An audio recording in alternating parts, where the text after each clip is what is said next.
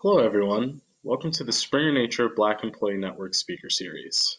My name is Devin Williams, and I'm the Associate Marketing Manager for the Nature Portfolio. Today, for our first episode of the series, I'm joined by Professor Antonio T. Baines from North Carolina Central University. What was your experience of diversity and inclusion in STEM when you started your career in comparison to now? I had the fortune of going to a historically black college and university, Norfolk State University, and which was majority African American, which was a great experience for me because I wanted to be around. I wanted to be around other brothers and sisters who were just as smart as me, who were just as smart as me and smarter. I needed to be in that environment, and I got it, and I was so happy about that. And so it was a different world when I went to the University of Arizona because it's PWI, predominantly white institution. I think Tucson was like 3 or 4% black at that time. I don't think it's grown that much. I don't think.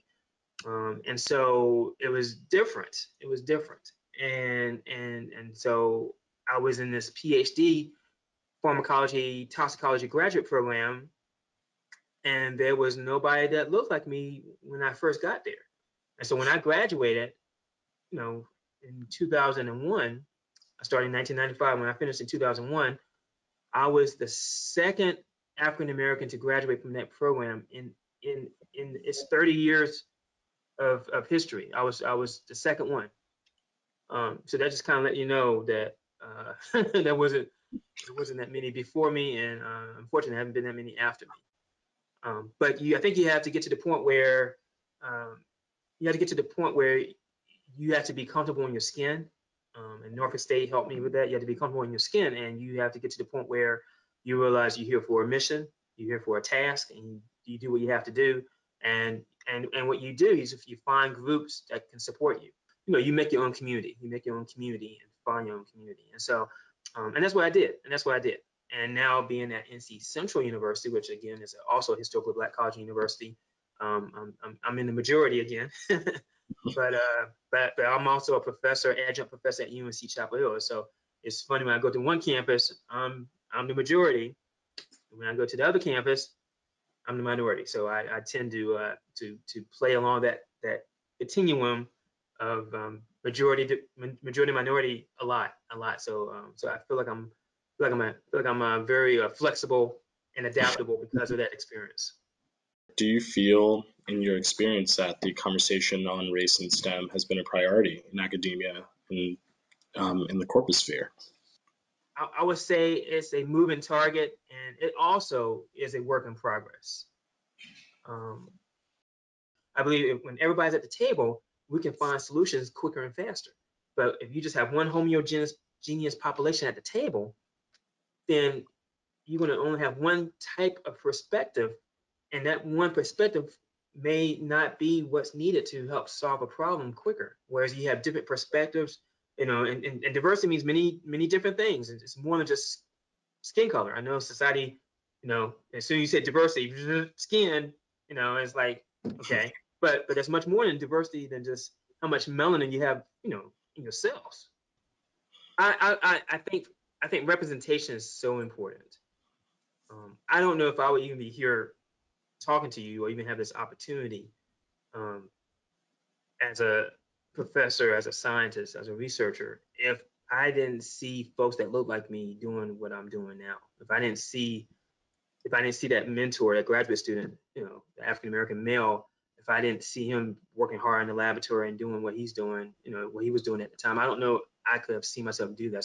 So representation is so important. So I think you need representation to help with breaking down some of these walls. I think a lot of times we all work in silos. I know we see it a lot in academia, and I've talked to my colleagues. Corporate can be the same way. Corporate America can be the same way where you just focus on your task, you do your own thing. But I think it's important for us to get out of our silos and see what the other person does. To me, that's all about interdisciplinary efforts, collaboration. So seeing what others do, and so for me, um, making sure representation is seen all throughout the leadership. You need to see folks that look like you, no matter who you are. I mean, you need to see that, and not just you need to see that. Others need to see that too. Others need to see that too, because if you don't ever see it, then is it possible?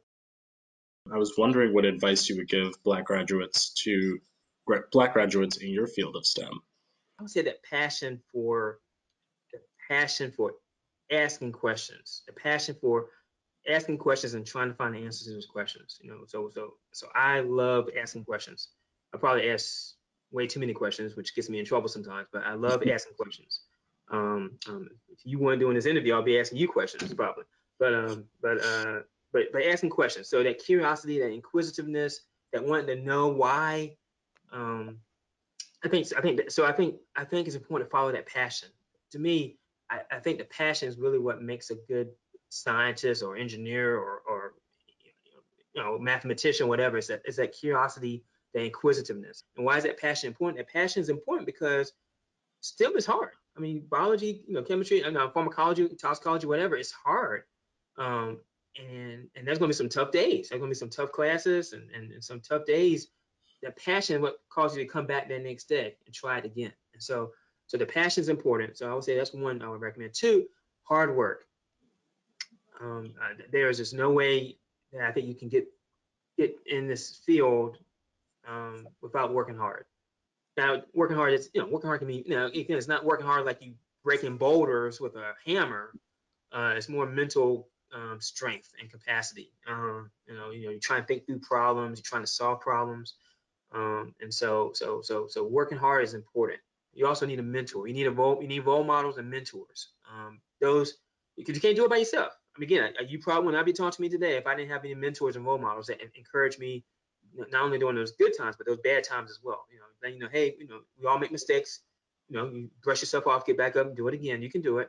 And so having a team of role models, a team of mentors, is important. So to me, I would say those are the three big things. One, having that passion for discovery, that inquisitive mind, that curiosity. That's one. Following your heart and your passion. Two, definitely working hard. You're going to have to work hard. But anything worth having takes time. And then lastly, forming a team of mentors and role models to encourage you and support you as you go down this path.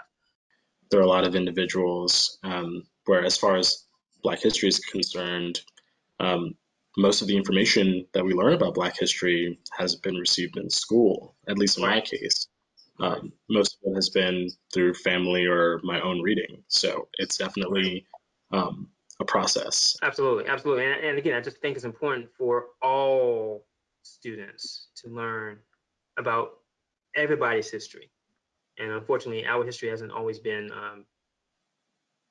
shared as it should have been. But again, I think when you learn everybody's history, then you can have a better appreciation of everybody's contribution to this country and to this world. And hopefully that knowledge in itself will help, again, break down those silos and bring people together to network and form good relationships. So, and the idea is sustainable. Again, we were talking about these changes in academia and corporate America. Have things changed, over the years? I think things have changed moment by moment, but I feel like we need to focus on having these sustainable changes. These sustainable changes that is not impacted necessarily because one event happens or event doesn't happen. It's just these sustainable changes. And I think we've done a lot of moment changes. And Professor, I'd just like to say it was a pleasure speaking with you today. And thank you so much for joining us. And I hope you have a great rest of your day. Well, thank you again for the invitation to speak to you and to your audience. But again, I'm just passionate about helping, especially students, get to that next level. So if I can help out in any way, let me know.